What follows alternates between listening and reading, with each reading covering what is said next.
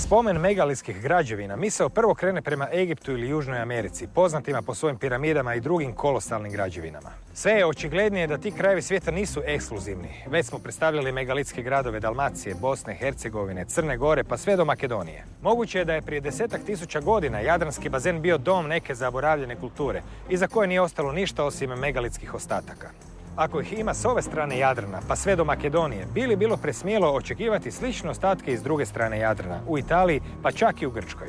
Istraživač megalita Gary Biltcliffe nije ih tražio, ali ih je ipak našao. Zato smo se susreli ovdje, na rubu znanosti.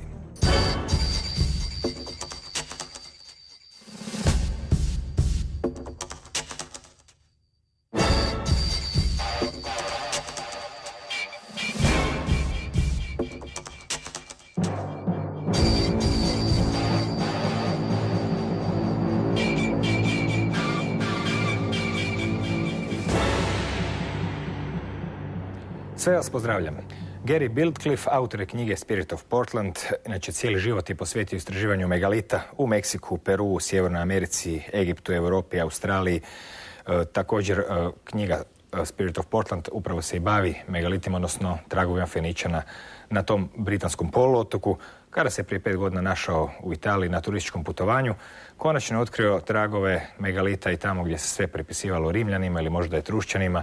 I tako smo se večeras našli ovdje da vidimo kakvi se sve megalitski tragovi kriju s druge strane Jadranskog mora, u ovom istom Jadranskom bazenu u kojem smo već prije proučavali megalite diljem Dalmacije, diljem zaleđa Dalmacije i slično. Dobar dan, dobro večer. Gdje na svijetu ima najviše megalitskih mjesta i kakve su predodžbe u svijesti ljudi koje su to nekako, možemo reći, megalitske zemlje? One of the greatest areas of the world that has a large concentration of megaliths is in Peru, Bolivia, in England. There's lots of megaliths across Europe, around the coasts, as far as North Africa. But the megalithic cities really fascinated me more than the average megaliths because they are truly megalith in their size and the way that they are built, the way the stones are put together and the sheer size of them. Postoji predodžba da su nekakva posebna megalitska mjesta, neka od ovih koje ste spomenuli, Egipat, Peru i slično. Međutim, istraživači poput vas i neki drugi pokazali su da megalitskih tragova i gradova ima praktički svugdje. Gdje ste sve otkrivali megalitske gradove i tragove, a da to ne bismo očekivali? We have found megalithic cities all over the central spine of Italy, the Apennine Mountains, and along the coast. And very few people visit them. They're off the tourist trail.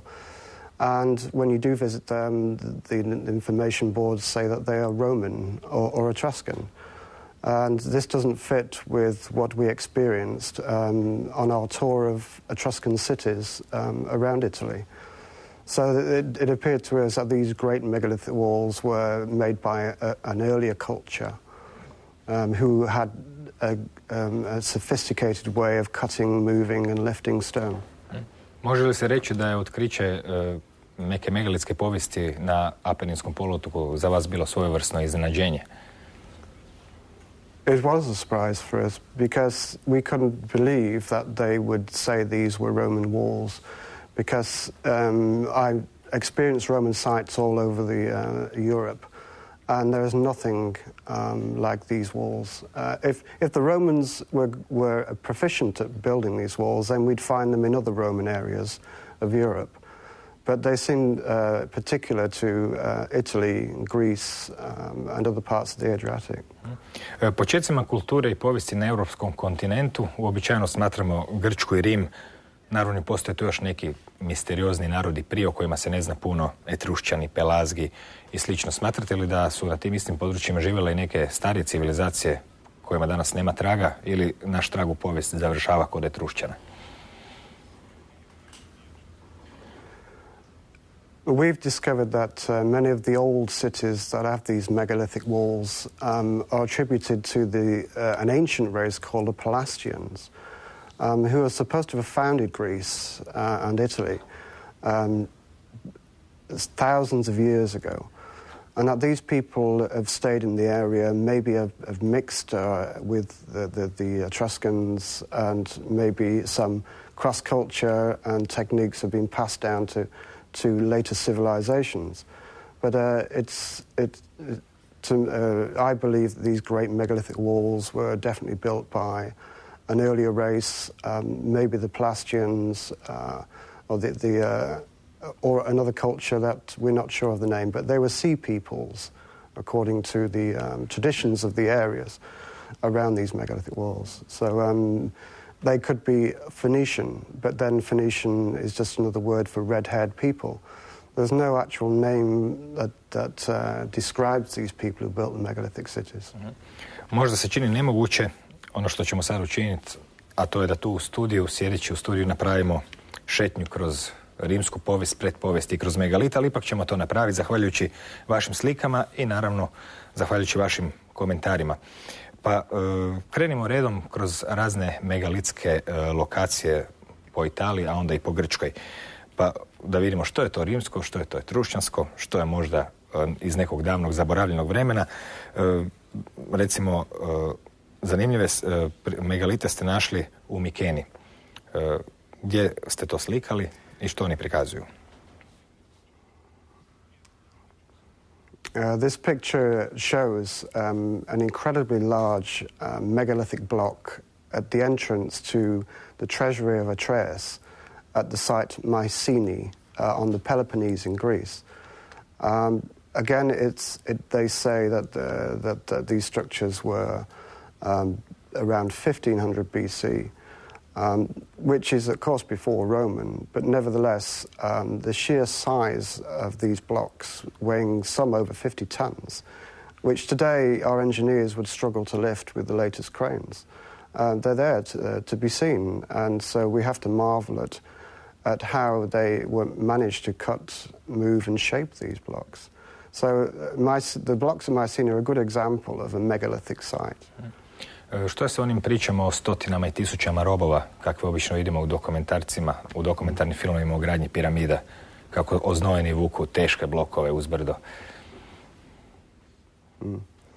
Well, many of these blocks have been cut in a particular way, and so it requires a stonemason to be there at the time to cut each block and place them. It's unlikely with the positioning of these blocks that they would have large gangs to move them into place. And why should they? Why don't they just use smaller stones? Why do they need to have great blocks like that? Unless it was easy for them to do it. Posjetili ste 12 etrušćanskih gradova, ili ih se bar tako danas naziva, pa evo na sljedećoj slici opet vidimo neku kombinaciju zidova. Teško je općenito na ovakvim mjestima naći granice ponekad gdje počinje jedna kultura, gdje prestaje druga, jedna kopira drugu i slično. Što je tako zanimljivo na ovoj slici da ste uslikali? On our tour of Italy, we decided to explore the 12 ancient cities of the Etruscans because we were fascinated with the Etruscan culture. Because, it's said that they founded Western civilization and not the Romans. So we wanted to have a feel for the Etruscan sites.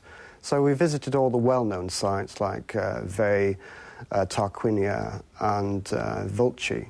And we noticed that the Etruscan masonry is pretty typical of squared blocks with curved stones near the bottom, like a cornice. And there's a distinct style of masonry to the Etruscans. So it was a mystery to us why some of the so-called Etruscan sites were very different. I evo nas časkom i u Toskani, gdje se nalaze kiklopski zidovi, kakve možemo i vidjeti. Kojem rukopisu pripadaju ti zidovi? When we arrived in Roselle, which is one of the minor cities of the Etruscans, we was expecting to see typical Etruscan masonry.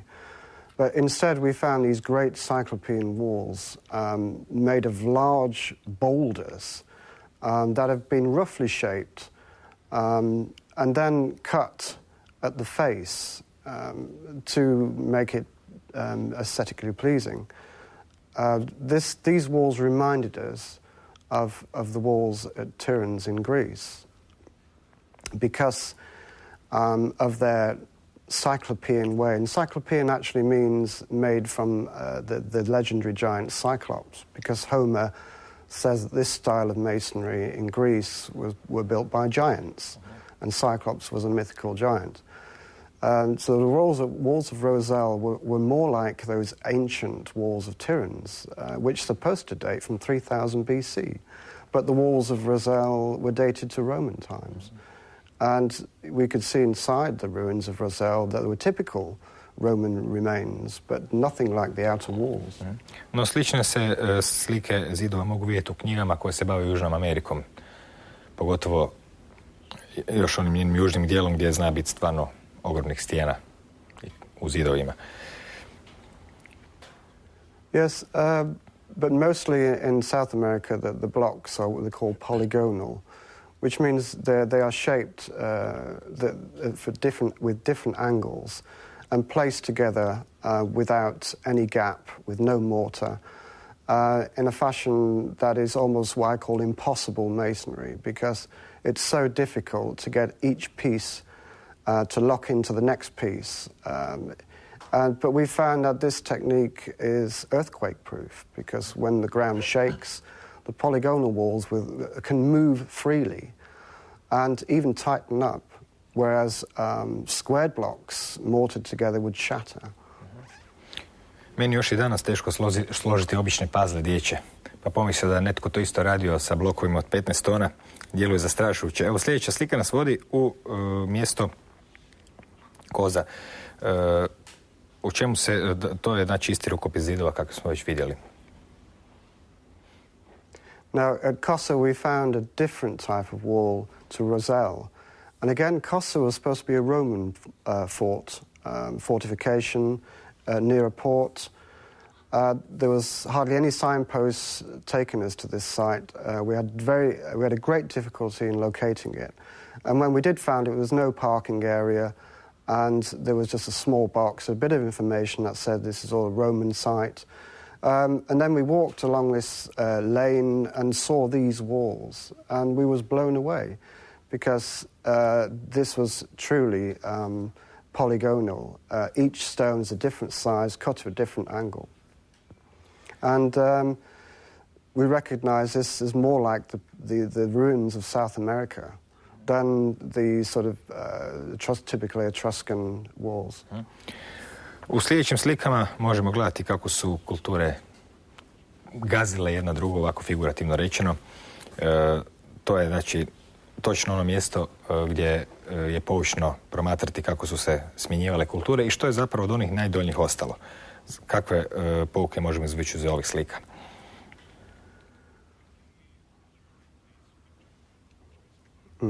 Well, this is a great example of showing you an earlier and later cultures.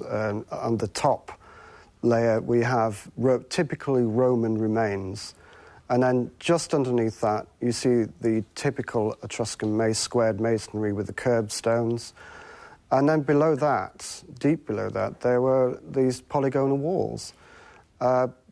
And yet, you know, the guidebook says that all three walls are roughly from the Roman period, slightly before.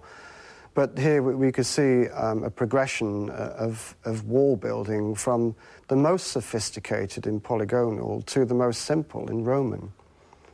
So I think Kosa is a great site to visit to see that the polygonal walls are older than Roman. Čini se da vas nije lako zadovoljiti turističkim vodičima. No. Ovdje evo nas i kod nekoliko sličica koji će nam pokazati kako to izgleda na drugim kontinentima, konkretno u Južnoj Americi, pa onda u Egiptu. To je ono o čemu pričate, veliki blokovi, poligonalni. Yes, fitted together with no mortar, each stone a different angle, different size. It's almost pre-Diluvian masonry. A lot of people say the Sphinx Temple was built at 3000 BC, maybe earlier. Some researchers say it goes back to 9000 BC. But we're seeing in the earliest ruins across the world this polygonal type masonry. It's a wonder to behold. Tko su uopće bili ti Pelazgi prema predajama ili možda nekim povjesničarima iz davnih vremena? Well, the Pelasgians say that they say the Pelasgians were an ancient race that founded Italy and Greece thousands and thousands of years ago. But at Kossa, the site we'd just seen previously, there is a local tradition that this site was built by the Pelasgians. And George Dennis, who wrote a wonderful book called The Cemeteries of Etruria, also talks about two other sites of the Pelasgians at Pigri, and Saturnia. And so we thought maybe this polygonal masonry is from this early race, the Pelasgians. Homer said the Pelasgians were around during the Trojan War, and that they took the side of the Trojans. So, I mean, that's going back to 1200 BC. But they say that the Pelasgians have been around for thousands of years before, and that they were a seafaring race. They were Caucasian, bearded, and they were great stonemasons. Pelazgi su nam važni jer eto, Saturnija je mjesto koje se po nekima smatra prvim gradom koji su Pelazgi izgradili u Italiji. Što nam ove slike prikazuju? Koliko je ostalo od pelazgske gradnje? This is true, and yet the guidebook, the information board says that Saturnia is a Roman site, but the local people, the local traditions say that this was one of the most ancient cities built by the Pelasgians. So on our visit there, we decided to look at the Roman gate, and at the Roman gate you can see polygonal masonry interlinked with the Roman masonry. And these were large blocks of travertine limestone, which is almost like marble. It's a very hard stone. It's not an easy stone to cut. And yet they were able to lift large blocks to great height. Mjesto Lazio, također navodno rimski sajt, zapravo rimsko mjesto je drevna rimska luka. Što za to kažu povjesničari?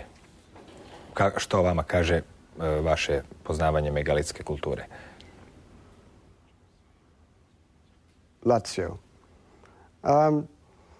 Well, again, they say that the earliest writers say that the city was a Pelasgian and that it was around during the time of the Trojan War, and that it was built before the Trojan War, in fact. And also the style of the masonry we saw there was typically polygonal, exactly like all the other cities that were said to be Pelasgian. And you can even see a sunken harbour there where the polygonal walls go into the sea. Da li nam taj podatak da su ti zidovi danas pod vodom može govoriti nešto o njihovoj starosti? S obzirom da je Graham Hancock u svojoj knjizi Underworld zapravo krenuo tragom starih civilizacija ne na obalama, nego ispod mora. Jer je zaključio da ako se dogodila kataklizma, da bi prethodni krug civilizacije i njihove građevine zapravo trebale biti uz obale pod vodom. It's true. I think it shows the great age at Pigri because the sea levels have changed since this great harbour was built, and it could be that the Mediterranean was changed with either flooding or some natural disaster that changed the sea levels. It's possible, but if you actually stand there and see these walls going into the sea, you cannot help to think that it's very, very ancient walls. Evo zanimljive slike koja prikazuje susret moderne civilizacije jako drevne. Pretpostavljam da vam ovaj automobil nije bio glavna meta vašeg fotoaparata. O čemu se radi na ovoj slici? This picture is taken from Emilia, which is in the centre of Italy, the geographical centre almost. And again, it's said to be a city of the Pelasgi, according to the local people and historians, but the official history says that it's Roman. And so we were actually blown away by these walls because they were some of the finest polygonal walls we had seen. And as you can see from the picture, they're extremely large blocks, and the standard of masonry was superb because I think some of these walls were actually covered so that they were in good condition. You can see the fine jointing. And Emilia is a great example of a polygonal city.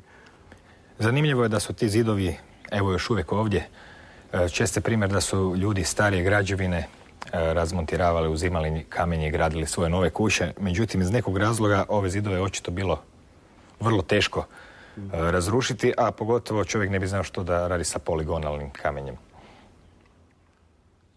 They've survived the test of time. When they built these walls, they built them to last.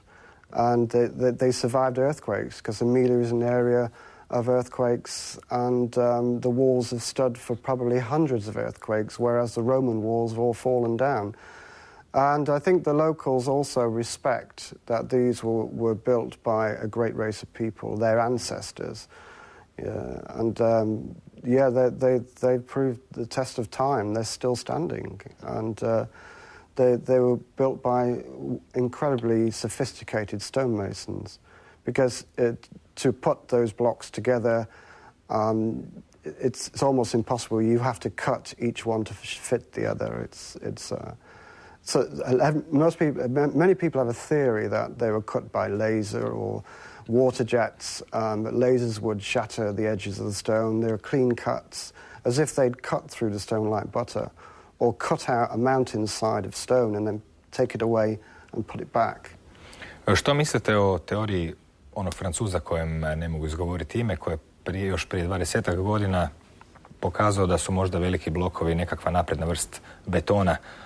U prilog tome su govorili nalazi dlaka unutar blokova, pa onda veća gustoća na donjim krajevima blokova, što bi donekle i objasnilo ono što se nama čini nemoguće, manipuliranje velikim blokovima. Možemo li naći nekakvu vezu između njegove teorije i evo ovih zidova, kao što je on našao između egipatskih? Yes, I know this theory well, and it could well be true that some of the pyramid blocks were poured into a mold and then placed. But if you have a knowledge of geology and you look at the rock and see sea creatures in them and lines where the seabed has settled, they certainly weren't poured in any mold or from any liquid source, because they still contain the layers, if you like, geological layers within many of the stones. Because it would make sense, why not have... But then if you had molds, each mold would have to be a different shape. They'd all be the same shape. Znači, opet imamo isti problem.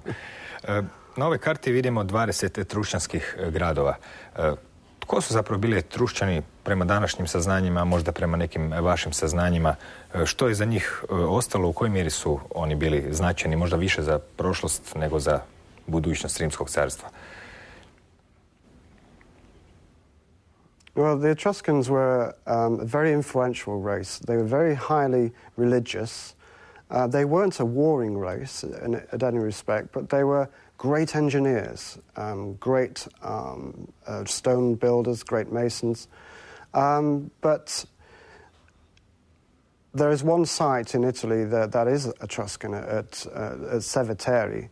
And there we find in one of their necropolises, which necropolis is the place of the dead, their cemeteries, which they always had separate from the Acropolis. We find that the necropolis of the Etruscans are far larger areas than the Acropolis, so the dead to them was more important than the living. And these tombs are all different at Seveteri. Some are typically Etruscan with the curbstones and the squared blocks. But then we also find round tumuli, chambered tombs, that have almost an oriental feel to them. And these have been cut from solid rock at the base and then stoned in a dome. And other ones we found were polygonal, but smaller. So we were seeing all styles here, and it was our conclusion that this burial ground was not only a burial ground of the Etruscans, but previous races as well, including probably the Pelasgians. Prošli ćemo sada do mjesta koje se zove Alatrija. Kakve ste nam slike od tamo donijeli? Alatri, again, we'd researched the area for any signs of Pelasgian cities, and south of Rome, we come to hear about Alatri because of the great walls there, said to be Roman again, but as we arrived there, these were magnificent walls that had seemed to have survived the ages, the weathering, and their height was tremendous, over 10 meters high. And some of the blocks in the walls, weighing over 10 tons, were high up in the wall. There was no regularity. Most Greek masonry, they start with the largest stones at the bottom and then get smaller as they go up. But here we had some of the largest stones 5 meters up in the air, as if they were showing off their skills and abilities to cut, move and position these stones. Because remember, they've only probably got one chance of taking the stone up and it fitting into place. Otherwise, they'd have to keep taking it out, chipping a bit more off, take it out again, a bit more, until they get it right. But obviously, they somehow had all these stones cut out before assembling them. But I was very impressed with the Alatri. Slične prizore može se vidjeti u mjestu Norba, također u Italiji. Yes, Norba was one of my favorite sites because here we have a polygonal round tower. Now, not only is it difficult to place these stones together, but the masons who built this city actually carved the stones into a curve. So this really for me was the pinnacle of polygonal walling in Italy. And I haven't seen anything like this apart from South America, in Peru, where you do get these round polygonal walls. To bi bio pravi izazov za $1 milijun, sagraditi ovakav zid. Kad nađemo nekog tko bi to htio financirati. Skočimo na trenutak u Grčku. Piramide obično poistovjećujemo s Egiptom, svi znaju da ih ima u Južnoj Americi, no po mnogim istraživačima skoro da nema kontinenta gdje ih nema. Satelitske snimke preko Google Eartha pokazuju njihovu rasprostranjenost čak i u Kini gdje ih ima u stotinama. No evo jedne piramidice možemo nazvati u Grčkoj. Gdje se ona nalazi i je li ona poznata, ima li nje u turističkim vodičima? The pyramid is called Hellenikon. It's on the Peloponnese and it's on the eastern side of the Peloponnese. Not too far from Mycenae. And again, it's not in the guidebooks, it's not a tourist attraction, it's not a place people will find in their guidebooks easily. But when you arrive at the place, you can instantly see we have a pyramid. And we managed to access the site, and we found there's an inner chamber, a passage, and a vent shaft. Which to me was like, why do you need ventilation for the dead, unless the living were actually using these chambers as well.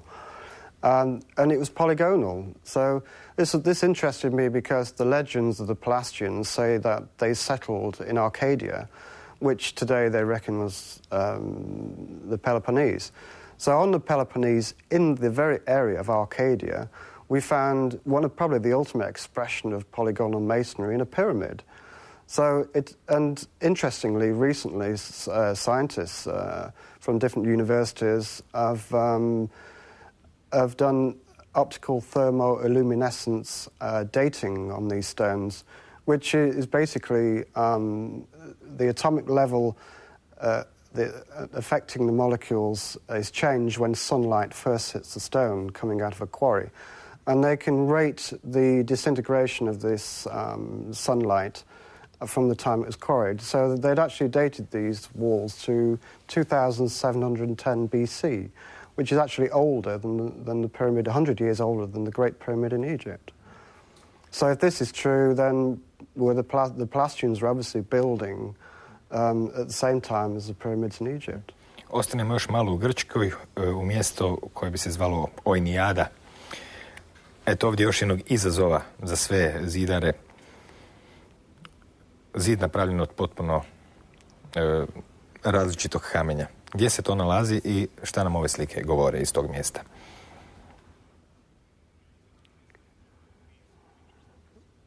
The site you're seeing is Hiljada. It's on the west coast of mainland Greece, the southwest corner, in fact. Again, it's in an area where very few tourists go. There is hardly any signpost to this site. There is a great 30-foot fence around 5 miles of this site to secure it, funded by the EEC. And one person taking admissions. And when we arrived, it was empty. There's nobody there. We'd heard about this city was incredibly large, 5 miles of walls, in the most sophisticated polygonal masonry. And the Greek stones differed from the Italian stones. They were slightly smaller, but they were more beautifully cut. And we was very impressed with this site. Evo, na ovoj slici se čak nevjerojatno dobro vidi prijelaz, ovaj put ne okomiti, gdje novi zidovi idu iznad starih, nego mjesto gdje se nekakvi pravilni zidovi nastavljaju na ove nepravilne. Fotografija koja zapravo pokazuje, pretpostavljam, nadogradnju. Well, according to the information board at Hiljada, the Red Tower is Hellenic, and the wall that tied in to the red Hellenic tower was polygonal. And you see that they've knitted it together.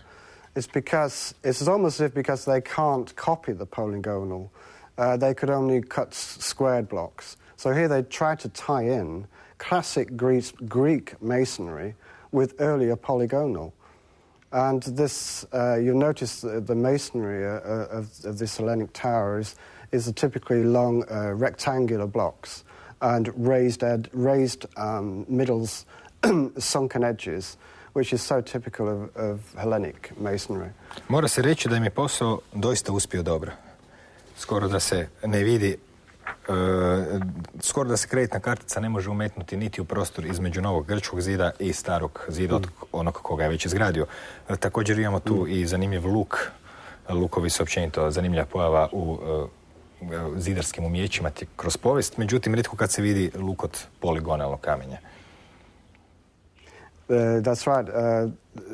In history we say that the Etruscans and the Romans invented the arch. But and if you look at it, Roman and Etruscan arches, they're quite simple. But here we have a polygonal arch. These are fantastic stonemasons. They were expressing their ability to create an arch in this way was very difficult. And I haven't seen any polygonal arches anywhere in the world apart from this site at Hiljada.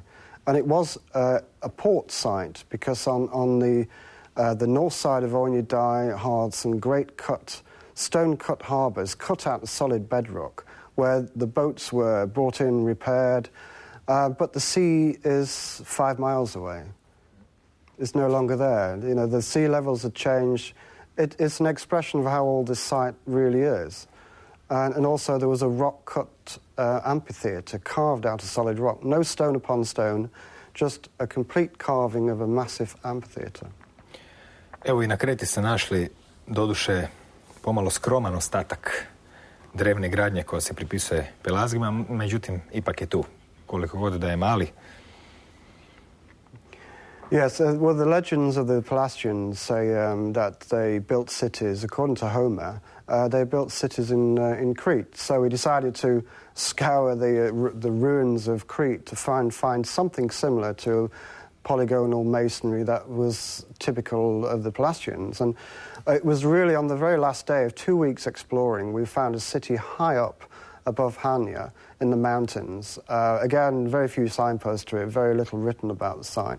But there was a polygonal wall that had been smashed, and on the other side of the city was completely wiped clean, as if a great tsunami had hit the city and destroyed it, leaving just a fragment of this incredible wall.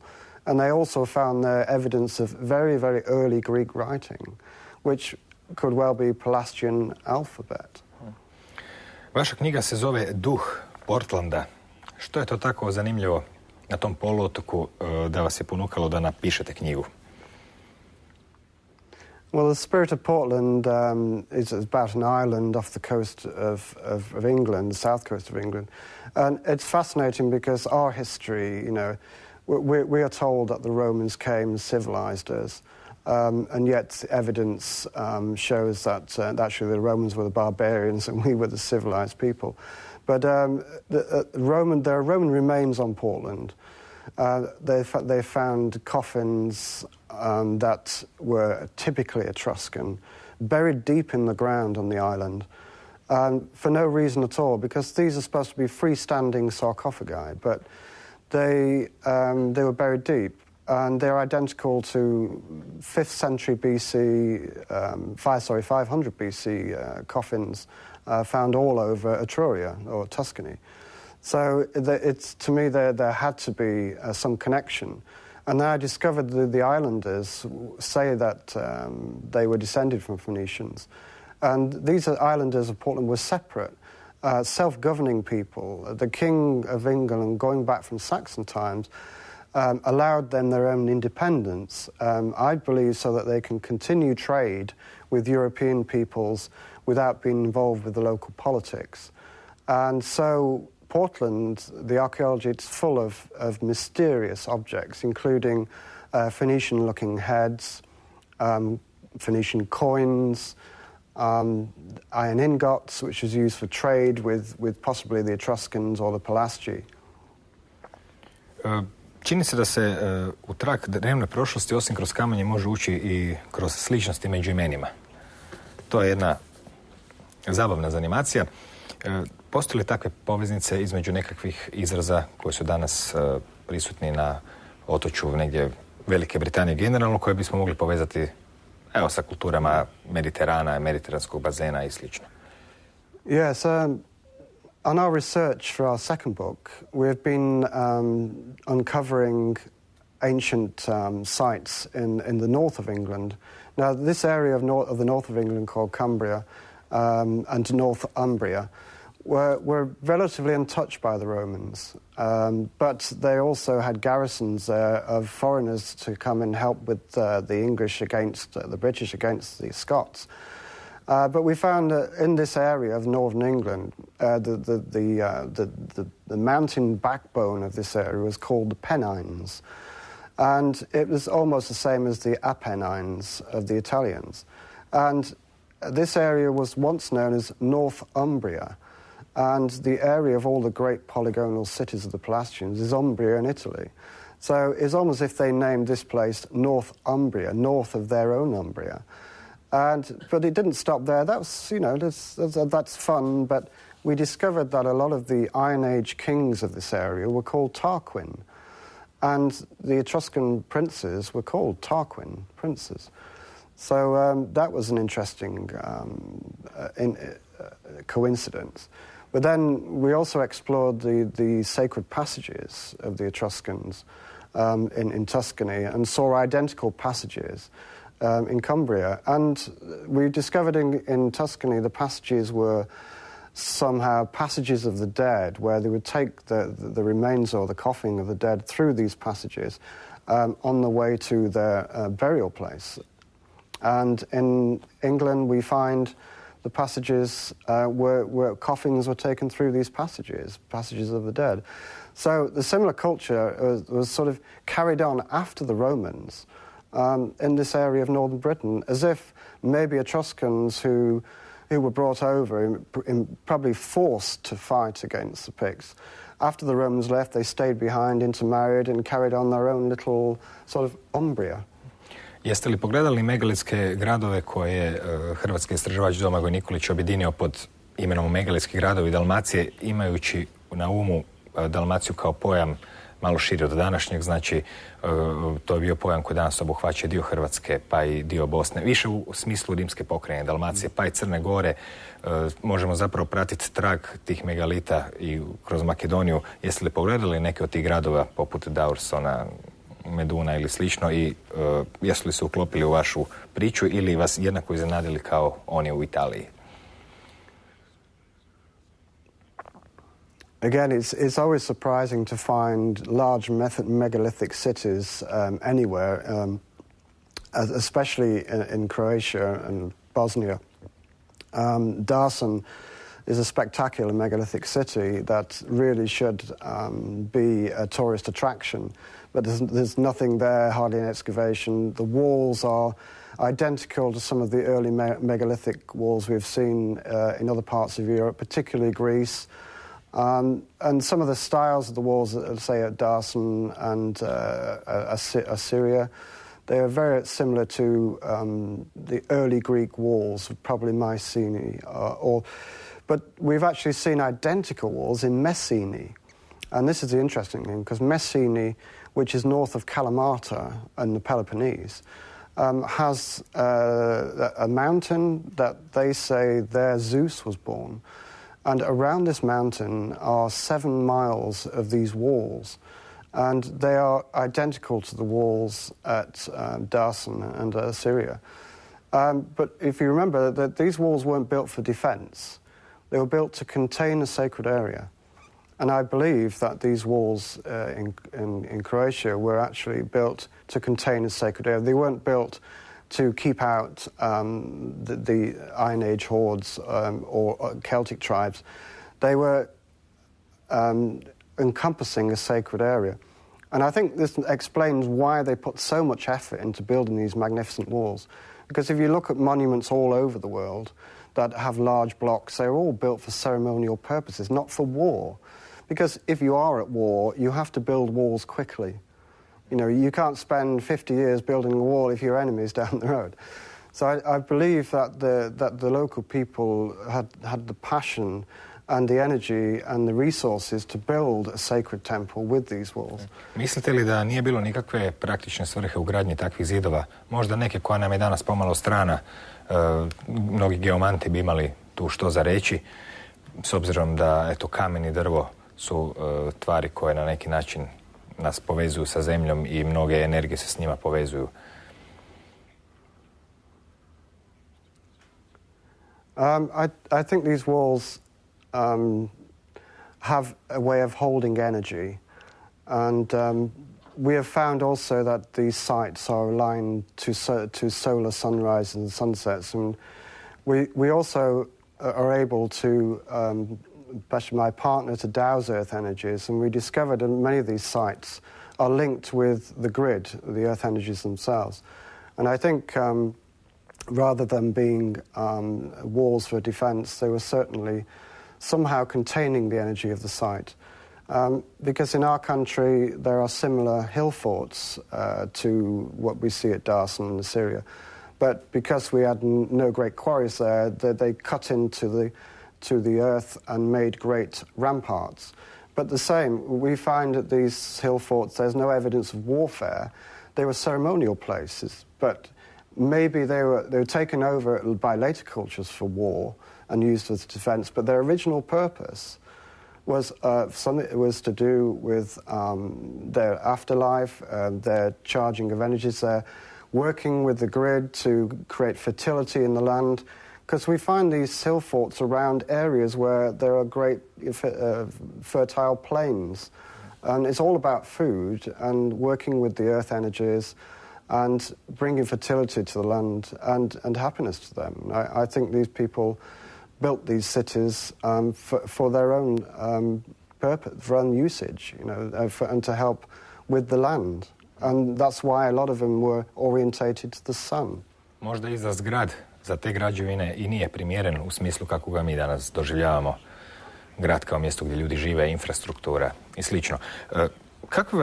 Do kakvih zaključaka dolazite evo nakon tolikih desetljeća gledanja ogromnog kamenja izgrađenog najnevjerojatnijim vještinom u Južnoj Americi, Sjevernoj Americi, Europi, Australiji, Egiptu, pa evo sad i u Italiji. Kakav je vaš osjećaj, zbog čega je to kamenje tako važno? Na kraju krajeva, zbog čega se danas o njemu tako malo i zna?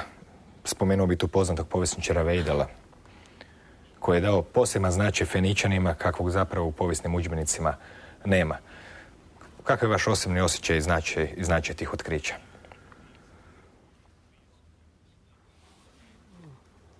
Okay, I think, again, throughout the world, we've noticed that many of these great walls were originally built as sacred precincts, and later tribes have moved their town into these walls for protection. But again, I believe their original purposes were more for sacred usage. And all over in Peru, we find the great megalithic walls surround a temple in Cusco. And in Egypt, they are part of a religious precinct. And they're not, there's very few wall towns that have these great blocks that were actually meant to be a town. It's just that because they find the evidence of the towns inside don't date to the walls that surround them. Mislite li da je postojala neka civilizacija koja je imala interkontinentalne kontakte s obzirom na sličnost koju vidimo primjerice između nekih zidova u Italiji, nekih zidova u Južnoj Americi, pa da ne pričamo o tragovima Egipćana, navodno nađenima u Australiji, u Sjevernoj Americi, kakva je to mogla biti civilizacija i što je se dogodilo? Well, it's possible. I mean, that many of these cities are found near ports, near harbours, so sea peoples may have come and settled, bringing their skills of stonemasonry with them. And they do appear to be godlike people, because even in some of the sites I've seen in Croatia, they appear to be almost separate to the indigenous people, like the Illyrians. And so it's probably that they came along, they struck a deal with the locals to have part of a fertile valley, their own temples, and that they would worship the gods and live in the area themselves. But they may have been Phoenicians, because Phoenicians have known to be around for 5,000 years. And, there's evidence of Phoenicians in North America, in Australia, New Zealand. It's very possible, but until now, we don't know who exactly these people were. But I think as more people visit these sites and open up the history, maybe we'll discover more links and put all the jigsaw together and identify these people. Because up until now, all we can say is maybe they were Atlanteans, maybe because we know from the stories that the legends that the Atlanteans were sophisticated, intelligent people, great scientists and great stonemasons. So it's easy to think that these are Atlantean, but it may not be that way. It may be that there's a lot of cultures that are in communication with each other, because all the styles are different. The polygonal walls of Italy are different, slightly different to the ones of Greece. Even the Hellenistic walls that we've found here in Croatia are slightly different and improved to the ones in Greece. So, that each culture is adding their own style, as we do today. Znači, za kraj nam ostaje jedno odlučno možda. Gari, hvala vam na gostovanje do neke sljedeće prilike. Hvala Gari u Bildkliffu, dakle, na ovom putopisnom vremoplovu doba kojeg se više nitko ni ne sjeća. To je bilo doba dok su zaboravljeni narodi gradili svoje megalitske građevine diljem svijeta. One su i dalje ovdje, neke su vidljivije, druge su tek ostaci ili temelji slojevima civilizacija koje su ih slijedili, ratničkih carstava koja su se dizala ili propadala, nastojeći ponekad u potpunosti izbrisati tragove svojih prethodnika, ponekad radeći to i slučajno, na svu sreću nisu uspjeli u tome, pa eto, svijet još uvijek čuva tajnovite kutke i putokaze u svijet koji se moguće temeljio na nekakvim drugačijim načelama, barem graditeljskim. Ali tko zna. Doviđenja.